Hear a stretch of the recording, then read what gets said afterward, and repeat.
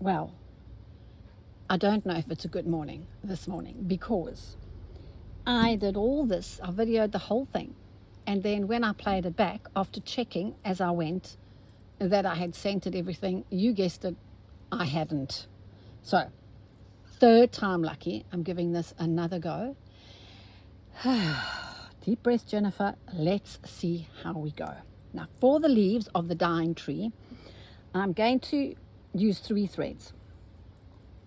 Instant gratification 4mm silk ribbon, you know. Then I have, you guessed it, I'm going to use my least favorite thread. Well, because I know other people love it, and so many of you, have lots of it. So what I'm going to do is I'm going to use it. My dog is digging underneath this table. And then I'm going to use my favorite green, baby poo green, Tuscan of Olive by Color Streams. Now, because it's my least favorite thread, I'm going to head straight into using the DMC stranded cotton, and I'm going to use all 6 strands of it. Yep, you heard it, all 6 strands. So I've done these, as you can see, and it was a disaster. So I'm going to head over and do some over there. So I'm just going to turn my work over, because my hoop over, because I think it's going to be easier for me to keep this centered. Well, I don't know. Let's have a look. Oh no, it's not going to be. So all these this stitch that I'm going to do with your DMC is simply going to be a lazy daisy, and I'm going to take the smallest bite out of my fabric. You can see that it's very, very little, and I'm going to pull through, spider fingers to control her, and then that stitch just go a little past there, so the anchoring stitch is a bit longer, and there I go down. Now you can see that inside there's a bit of a negative space there, and whereas that might work and it might be quite nice, I'm going to get rid of it. I'm going to try and turn this into a leaf. So I'm going to emerge right out my bottom, and I'm going to go back into that stitch over there and pull her through. And you can see she kind of looks like that. So I'm happy with that as a leaf. So let's do another one over here. No, let's not do that one. Let's do her come out over there at the end. Excuse the snuffling bulldog. Take a bite, pull her through with spider fingers, long anchoring stitch, emerge out my bottom, and then anchor back down through there. So that's a lazy daisy with just a straight stitch over it. So we can get rid of that little fluff. Those will go in time. Let's do another one here where that one couching stitch was. So that it looks as though there's a kind of like a little stem. So I'm going to do another lazy daisy, pull through, nice anchoring stitch, and another one from my bottom back through the top. I'm still not in the center. Whoa, drives me insane. Okay, where else shall we do one? No, let's call that quits for now, and let's end this off with a knot. My ring cutter's, oh darn it, my ring cutter's getting a little bit blunt, so I'll just use a pair of scissors. All right, because I've had a bad day, I'm going to go back to my instant gratification, and I will use some 4mm silk ribbon.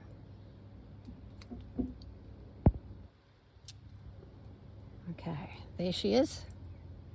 So let's thread her up. So we're going to go through the ribbon, insert the needle through there, stop there because you need to pull your tail down, pull her tail down, form a circle, It's not this, it's end to end, and a little stitch like that. Pull through. Soft knot at the bottom. Right. Let's do a ribbon stitch over here. So I'm going to come up, center, Jennifer. Splay my bottom. Go into the middle of the ribbon. Get the needle through.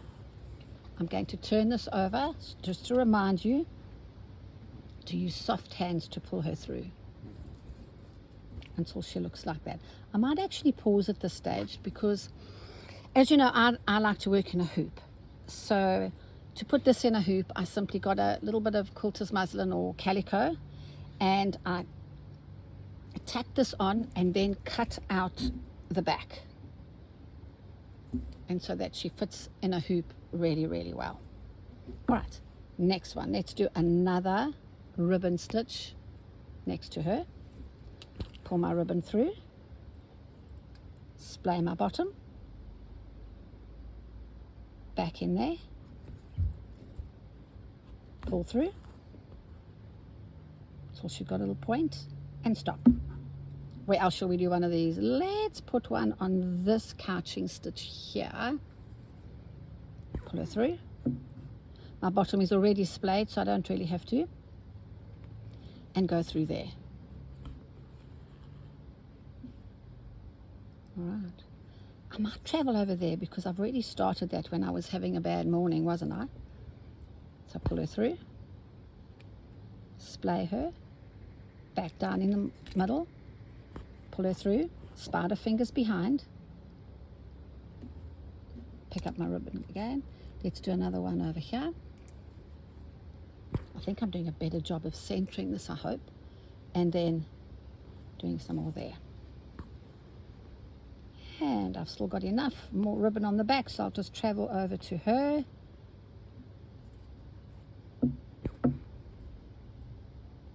Splay her down.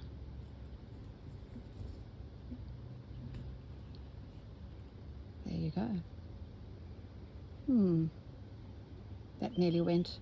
What I think I might do here is I think that I'm just going to have another leaf.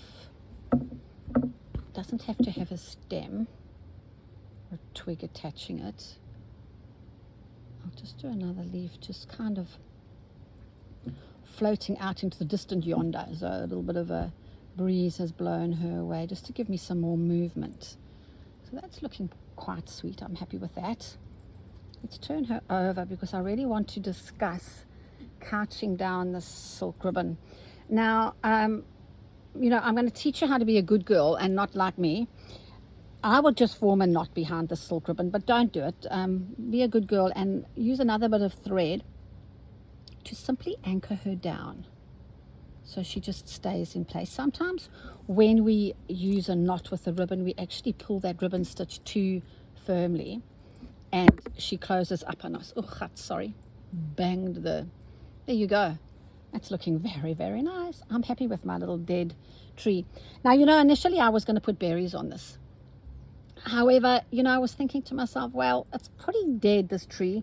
Would a dying tree still produce rosy berries? I don't think so. So I'm going to leave the berries out for the moment. Now, I'm going to use my pearl number 8 with my beautiful Molinas or straw needle, thread up. And this time I'm still going to do a lazy daisy, but I'm going to add something to it. So let's go center Jennifer. So I'm going to pull her up. Where is it now? Goodness me, it's hard to do. So there we go. Lazy daisy. You can scoot through those layers of fabric. You actually don't have to go through all of them. Lazy daisy, anchor stitch. And this time for dimension, I could either come up in the middle of this lazy daisy and add a bead to this, or simply do a colonial knot. And what that will do is it'll just give you a little bit of dimension to your leaf. Let's do one here where this little join is. Turn her around. Lazy daisy. Scooping. Pulling through. Anchoring down. She's very small. This one is a little frostbitten one.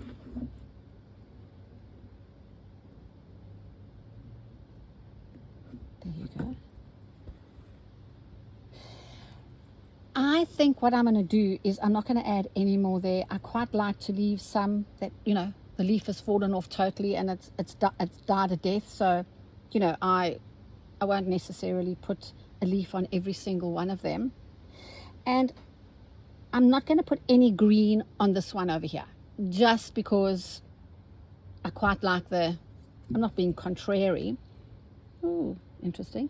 I just don't think that they all need to have the green leaves. We don't have to create necessarily a pattern of any sort. We just need to create an illusion of something, because remember, this is a snippet. It's not, you know, necessarily a work of art.